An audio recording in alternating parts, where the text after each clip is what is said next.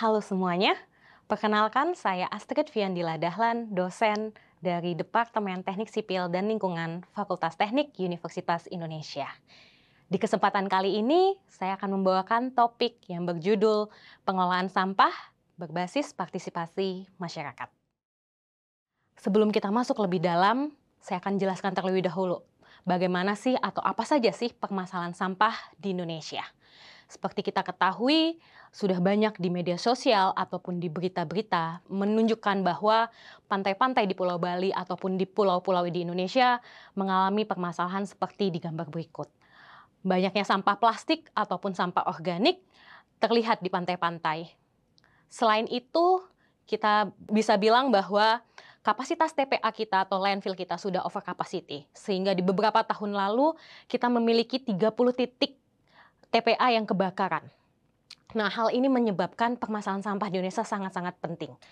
Kenapa permasalahan ini terjadi? Disebabkan oleh jumlah sampah yang meningkat tiap tahunnya. Kenapa nih jumlah sampah meningkat di tiap tahunnya? Tentu akibat jumlah penduduk yang meningkat di Indonesia. Selain itu, tentu aktivitas kita sebagai manusia meningkat. Konsumerisme meningkat. Oleh karena itu, sampah pun tidak terbendungi jumlahnya. Nah, walaupun dengan jumlah sampah meningkat, tentu permasalahan utama di Indonesia karena sistem pengelolaan sampah kita masih linear. Apa sih sampah linear ini, pengelolaan sampah linear? Yaitu sistemnya masih kumpul angkut buang, sistem yang masih konvensional, yang di mana negara-negara maju sudah berkembang. Kita kenal circular economy dan segala macam jenisnya. Nah, sistem pengelolaan di Indonesia ini masih kumpul angkut buang. Bisa dibilang kumpul angkut buang ini adalah sampah yang dari sumber, baik itu sumber perumahan, fasilitas umum, ataupun institusional, sampahnya masuk ke TPS 3R atau TPS yang merupakan transfer station. Setelah itu, sampah menuju landfill atau TPA. Nah, sampah di TPA atau landfill ini, sistem Indonesia masih sangat tradisional, yaitu sistem yang menggunakan open dumping. Open dumping berarti kalau kita boleh bilang landfill yang seperti gunungan sampah. Tidak akan ada yang berkurang volume atau masanya, tapi menjadi gunung-gunung sampah di 100 tahun ke depan pun. Nah, sistem-sistem inilah yang menyebabkan pengelolaan sampah di Indonesia masih sangat sederhana dan permasalahan sampah masih sangat banyak. Bagaimana cara kita memberikan solusinya? Sistem sederhananya adalah kita lihat ada yang di tengah antara sumber dan landfill. Berarti TPS atau TPS 3R ini bisa menjadi salah satu solusinya. Dan bagaimana approach-nya biar masyarakat pun menjadi aktif, saya akan jelaskan berikut. Oke, kita bahas ke TPS 3R. TPS 3R ini merupakan transfer station atau middle antara sumber dan juga landfill. Nah, sehingga kita melihat konsep TPS 3R ini ada 3R-nya nih. Jadi ada reduce, reuse, dan recycle. Nah, berarti di sini konsepnya adalah TPS 3R ini bisa mengurangi kuantitas sampah yang ke TPA ataupun memperbaiki karakteristiknya. Sehingga TPA tidak terbebani oleh jumlah ataupun secara kualitas sudah lebih baik lagi. Nah, beberapa penelitian mahasiswa di teknik lingkungan melihat bahwa beberapa TPS 3R di Indonesia masih sangat jauh dari kata sempurna. Bisa dilihat pada gambar-gambar di sini adalah salah satu contoh TPS 3R yang ada di Pulau Bali ataupun di Pulau Jawa. Pengolahan sampah di TPS 3R bisa menjadi pengolahan sampah organik ataupun pengolahan sampah anorganik. Biasanya organik bisa menjadi kompos ataupun BSF, ataupun untuk anorganik dipilah untuk dijual ke bank sampah ataupun ke pihak ketiga lainnya. Dengan proses TPS di 3R kita bisa mengurangi sampah sampai 70% secara teoritis. Sehingga beban TPA menjadi berkurang, hanya 30% sampah yang dari sumber masuk ke TPA. Ini adalah salah satu foto atau gambar dari penelitian mahasiswa di teknik lingkungan yang menunjukkan bahwa BSF pun bisa dijadikan salah satu pengolahan sampah organik di TPS 3R.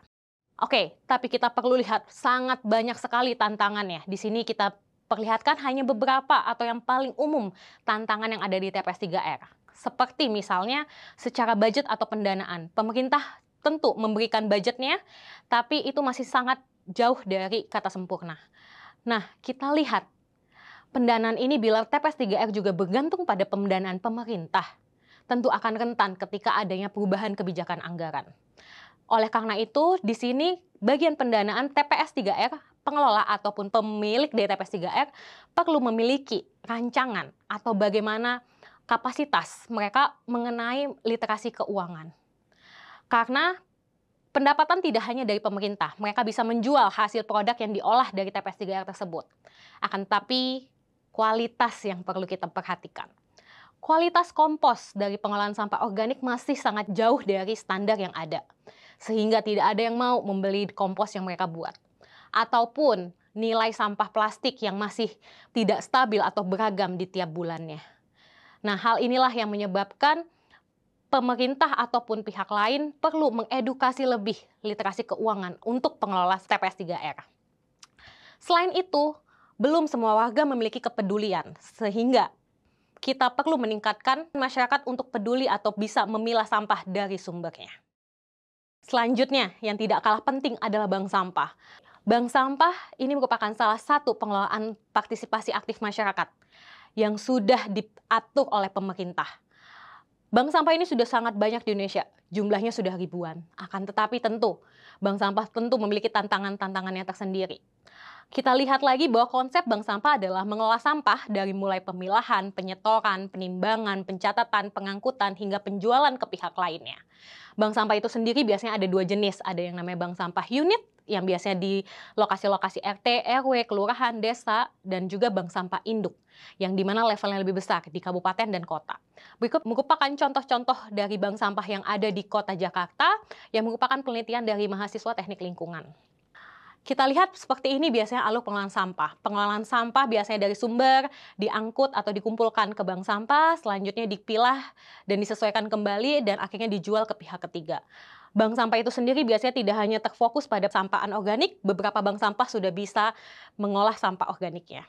Ketika kita melihat bank sampah, jumlahnya bisa sangat besar sampah yang diolah. Dari angka 600 kg sampai dengan 2 ton per bulannya. Bisa kita lihat, kita bayangkan berapa banyak sampah yang tereduksi untuk masuk ke TPA bila kita bisa mengaplikasikan bank sampah ini. Tentu seperti saya bilang tadi bahwa bank sampah pun bisa memiliki tantangannya sendiri. Karena apa? Ini merupakan peran aktif dari masyarakat. Pendanaan dari pemerintah pun tidak ada. Jadi bagaimana masyarakat bisa mengelola sampahnya sendiri. Oleh karena itu, di sini ada hanya beberapa rangkuman terkait tantangan bank sampah. Yang pertama, sama seperti TPS 3R, sistem administrasi dan keuangan ini masih sangat konvensional, menggunakan catatan manual, menggunakan tangan. Nah, akan tetapi di sini karena mereka belum ada pendidikannya, mereka tidak ada literasinya sama sekali, sehingga kapasitas mereka sangat rendah terkait administrasi dan keuangan. Ketika mereka memiliki kapasitas ini, maka bank sampah bisa berjalan seperti layaknya industri sebenarnya. Selanjutnya adalah karena ini merupakan peran aktif masyarakat, biasanya yang mengelola orang-orang yang sudah berumur lebih dari 50 tahun atau pensiunan, atau ibu rumah tangga. Sedangkan anak muda sekarang sangat susah sekali sepertinya untuk bergerak di bidang ini. Lainnya adalah seperti fasilitas K3K, harga sampah yang tidak stabil, atau adanya kompetitor seperti pemulung ataupun pengepul, itu merupakan salah satu tantangan-tantangan di bank sampah. Selain itu, yang terakhir yang akan saya highlight terkait seperti namanya bank, mereka butuh nasabah. Nasabah bank sampah ini pun masih sangat-sangat sedikit. Karena apa? Partisipasi masyarakat tentu masih sangat kurang. Oleh karena itu, sebenarnya masyarakat memiliki banyak pilihan. Masyarakat bisa memulai dengan memilah sampah dari rumah tangga, dari rumahnya sendiri. Dan bisa kita lihat, itulah tantangan terakhir yang dimiliki oleh bank sampah.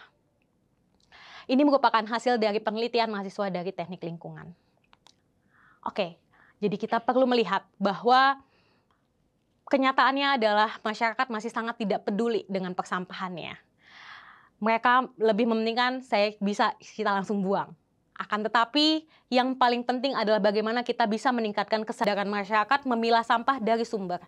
Ketika itu sudah mereka lakukan, mereka banyak punya opsi. Mau ditabung, mau mendapatkan keuntungan, mereka bisa jual ke lapak, ke bandar, ataupun ke bank sampah untuk ditabung.